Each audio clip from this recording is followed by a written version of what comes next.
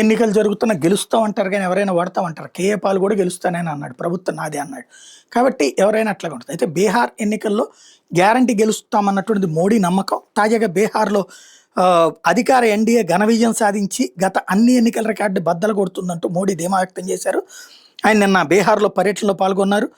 ప్రచారం ప్రారంభించారు. అందులో భాగంగా మహాగఠబంధన్ మహా కలహాల కూటమిగా అభివర్ణించారు. నితీష్ కుమార్ నేతృత్వంలో ఎన్డీఏ ప్రభుత్వం ఘన విజయాలు సాధిస్తోందంటూ ప్రశంసించారు.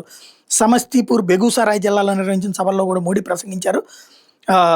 ఏదైతే కర్పూరి ఠాకూర్కి ఆ సామాజిక వర్గానికి ఉన్న ఓట్లను దృష్టి పెట్టుకుని ఆయనకి ఇంతకుముందే భారతరత్న కూడా ఇచ్చారు. జననాయక్గా పేరున్న కర్పూరి ఠాకూర్కి మేమే భారతరత్న ఇచ్చేంతవరకు అది కాంగ్రెస్ పట్టించుకోలేదు, లేదా వీళ్ళు లాలు తేజస్వి యాదవ్లు పట్టించుకోలేదని చెప్పుకొచ్చారు.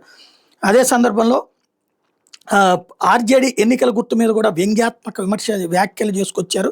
ఇక లాంతర్లు అవసరం లేదు, మనకి చేతుల్లో గాడ్జెట్లే వచ్చేసినాయి అంటూ ముందు అందరినీ సెల్ ఫోన్ చూపెట్టమని, ఆ సెల్ ఫోన్లో లైట్లు ఆన్ చేయమని, ఏ ఉండగా ఇంకా లాంతర్లు ఎందుకు మనకంటూ వాళ్ళ గుర్తును కూడా ఘాటుగా విమర్శించారు. అట్లాగే ఆర్జేడీ పాలనలో దోపిడీ, కిడ్నాప్, హత్యలు వంటివి జరిగినాయి అన్నటువంటి విషయాన్ని గుర్తు చేశారు. మరోవైపు రేపు పొద్దున ఒకవేళ సీట్లు తగ్గితే నితీష్ కుమార్ వెళ్ళి మళ్ళీ వాళ్ళతో కలుస్తాడు అన్నటువంటి పాయింట్ నేపథ్యంలో నేను కలవను అంటూ నితీష్ కుమార్ మరొక వైపున వాళ్ళతో చేతులు కలపడం ఇంతకుముందు నేను చేసిన తప్పు పొరపాటు ఇంకోసారి చేయనని ప్రకటించుకొచ్చారు.